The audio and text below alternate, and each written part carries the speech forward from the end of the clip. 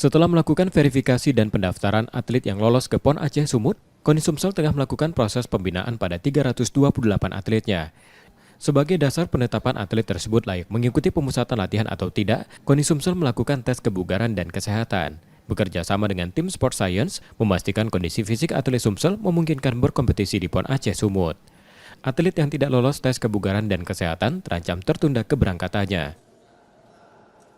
Ya paling tidak ya nanti keberangkatannya tertunda mungkin ya, itu ya resiko yang paling terakhir, karena memang kita berlomba dengan waktu, tidak mungkin dalam waktu 4 bulan itu bisa meningkatkan kebugaran dan prestasi dalam waktu yang demikian. Rencananya KONI Sumsel akan menggelar tes kebugaran dan kesehatan atletnya akhir Februari 2024. Nur Muhammad, Kompas TV, Palembang, Sumatera Selatan.